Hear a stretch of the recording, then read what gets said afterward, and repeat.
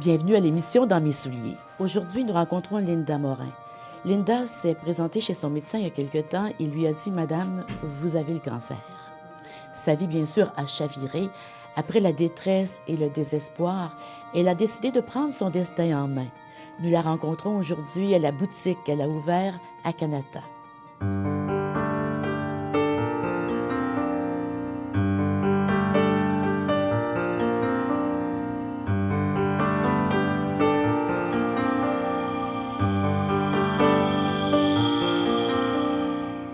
J'étais née à Saint-Jérôme et on a déménagé ici quand j'avais 6 ans. J'ai grandi à Ottawa. J'ai déménagé à Kanata à peu près 15 ans passés.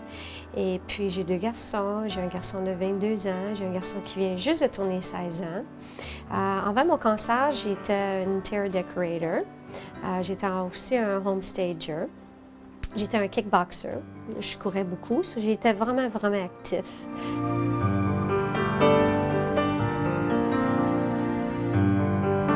J'ai trouvé qu'à peu près 10 ans avant que j'ai tombé malade, j'étais pas heureuse. Puis je ne savais jamais pourquoi que j'étais pas heureuse. J'avais tout ce que je voulais.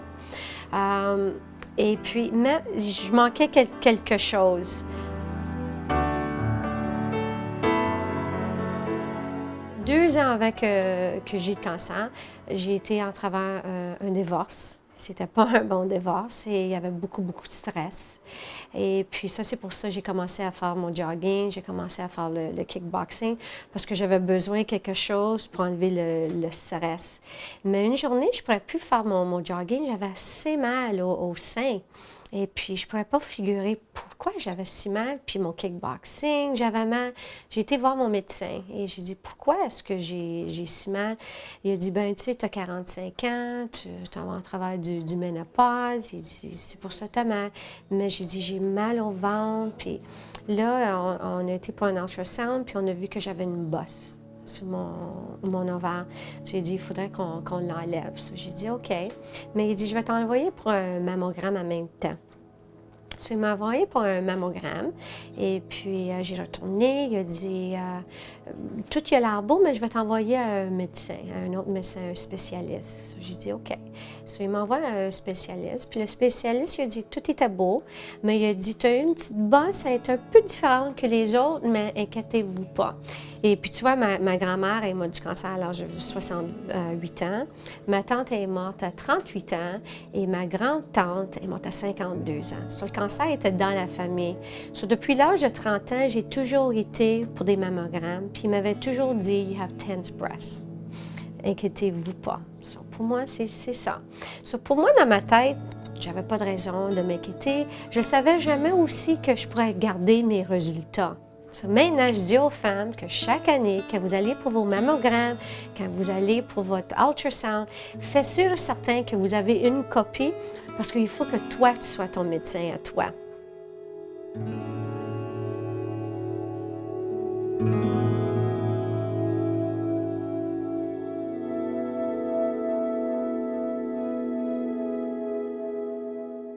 Sur ça, là, il me dit, inquiétez-vous pas.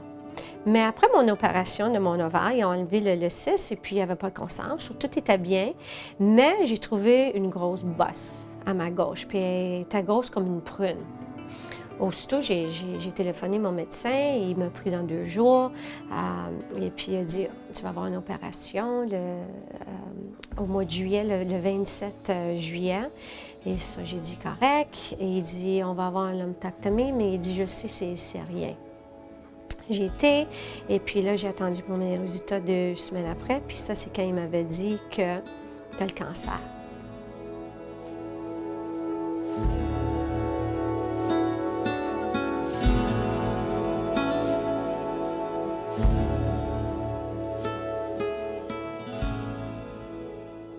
Une fois que j'ai su que j'ai le cancer, je me suis dit, bien, j'ai mes 2 enfants, qu'est-ce qui va arriver avec mes enfants? Et aussitôt, j'ai pensé à ma mère. Ma mère, elle était en travail la même chose avec sa sœur, ses tantes. J'ai dit, non, puis elle vient juste de perdre son mari. J'ai dit, non, ma mère, elle ne va pas aller en travail, elle ne va pas perdre sa fille, parce que je suis la plus jeune de 7 enfants. Et on est 5 filles.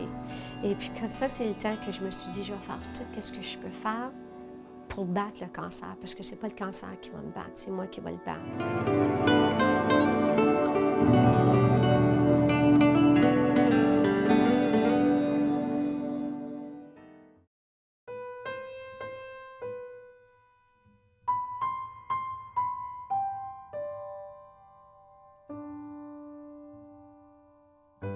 Je savais qu'une fois que je vais par mes seins, que ma vie elle va changer complètement, que je ne vais jamais être la même femme que je suis. Et puis le soir avant, je me rappelle, avant mon opération, je priais, j'étais dehors, puis il faisait beau dehors, les étoiles, puis la lune était pleine, puis je parlais à Dieu, puis je dis pourquoi que je vais en travers de ça? Pourquoi est-ce que tu me punis? Moi, je pensais avoir le cancer qui me punissait, parce que j'avais laissé mon mari ou que j'ai fait quelque chose de mal. Et puis, j'ai dit pourquoi? Mais j'avais attendu une petite voix, puis la petite voix, elle me disait que tout va être correct. Inquiétez-vous pas, tout va être correct. Puis ça, je me suis dit, OK, c'est une leçon que tu essaies de m'apprendre, que de ne pas être si stressant, de ne pas courir autant, de ne pas travailler autant, de prendre ça calme. Et puis après que j'ai eu l'opération, tout était beau. J'ai eu 3 tumeurs et puis tout était enlevé. Et puis j'ai commencé à faire mon jus, puis ma vie elle a changé.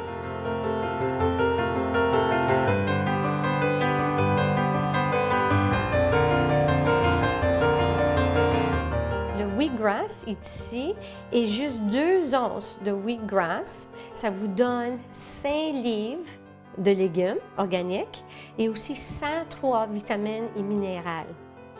Avec ça, je me suis guérie avec le cancer ovarien. Les médecins, ils ne me croyaient pas, ils me disaient « Qu'est-ce que tu as fait? » Puis j'ai dit « Bien, j'ai commencé à prendre du wheatgrass 3 fois par jour. Je faisais mes jus verts et je faisais ça 2 fois par jour et ça a tout changé. »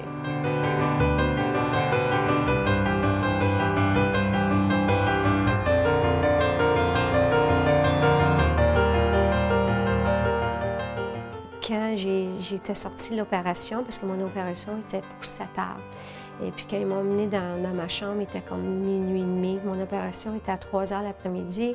Minuit, j'étais dans ma chambre, puis j'avais la visite, ma famille était là. Mais j'avais hâte que tout le monde y parle. Il parle parce que je voulais me toucher, je voulais me sentir comment c'était. Une fois que tout le monde est parti, là, j'ai eu la chance de me toucher sur mes bras. Je ne pourrais pas lever mes bras parce que là j'étais tout enflée. Et puis, ça m'a pris à peu près 5-10 minutes. Puis là, une fois que je me suis touchée, puis il n'y avait rien là. Là, je me suis dit, that's it. Je vais être jamais la même femme que j'étais. Puis je ne vais jamais être avec quelqu'un encore. Je vais être seule. Ça, c'est dans ma tête, parce que quel homme qui va m'avoir? Parce que j'ai pas de sein, je suis pas une femme. Et puis, une fois que 5 jours après, ils m'ont enlevé mes tubes, et puis j'ai eu la chance de me regarder pour la première fois dans le miroir. J'ai été dans le miroir une fois qu'elle a enlevé mes tubes.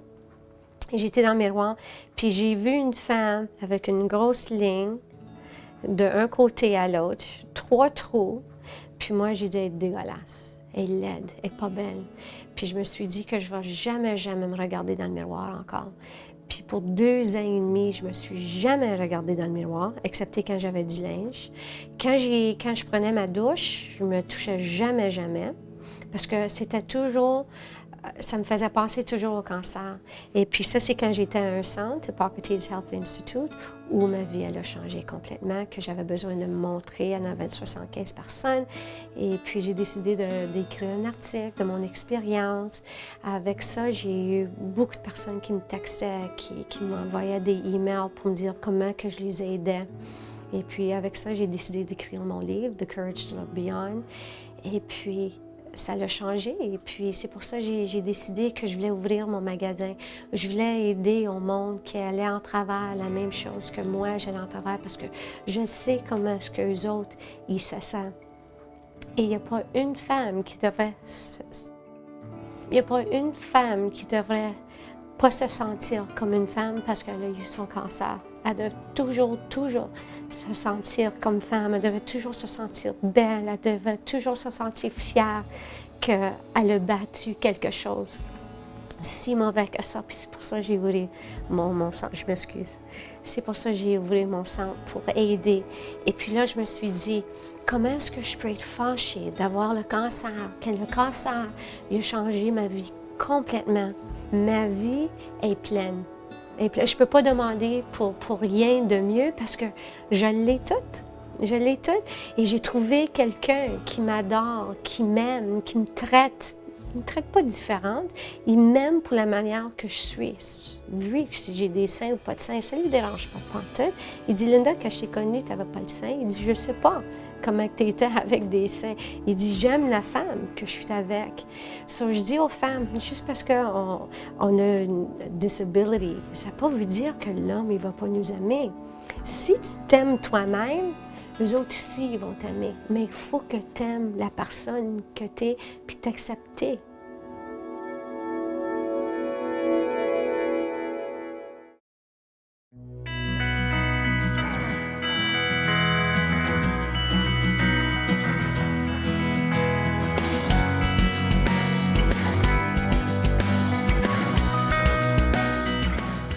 Moi, quand j'avais le cancer, je ne savais plus où aller, je ne savais pas qui parler. Puis une fois que c'était fini, tes traitements, où est-ce que tu vas?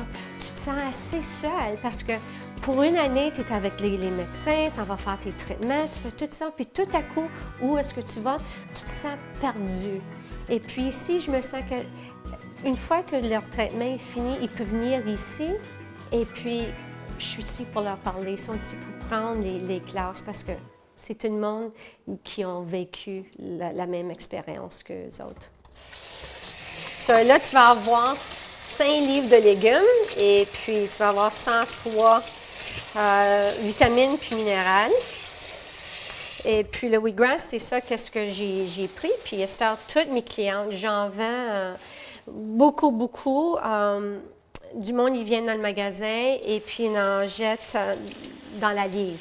Une livre de wheatgrass, c'est bon pour une semaine. C'est facile à pousser? Très facile.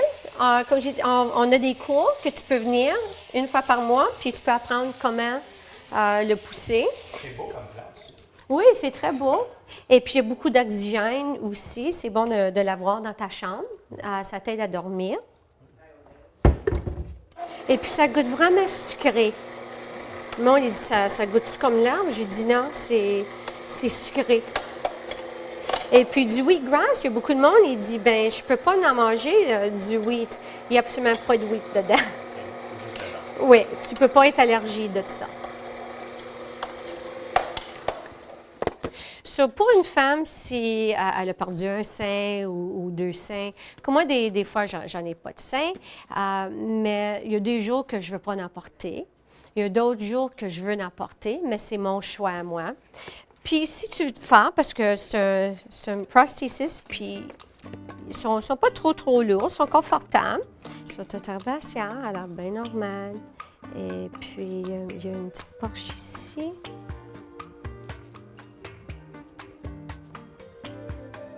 Et puis, tu la mets dedans. Et puis là, tu as un sein. Tu peux aller te baigner avec si tu veux. Tu peux te coucher avec si tu veux. Tu peux faire n'importe quoi.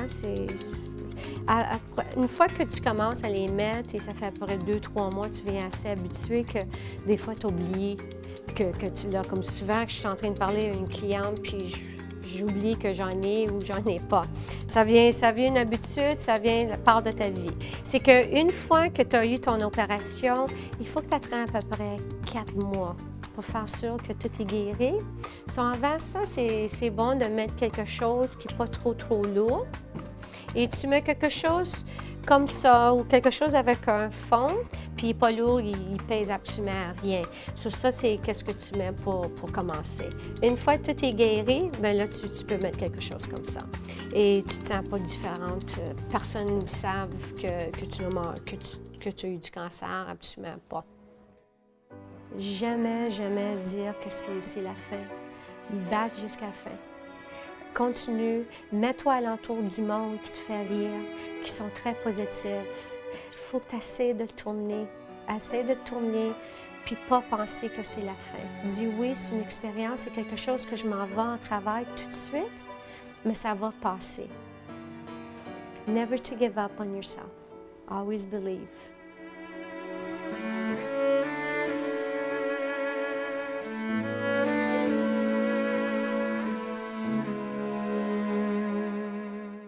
C'est tout pour aujourd'hui. Félicitations et merci à ces femmes qui, à tous les jours, nous inspirent par leur don de soi. À la prochaine.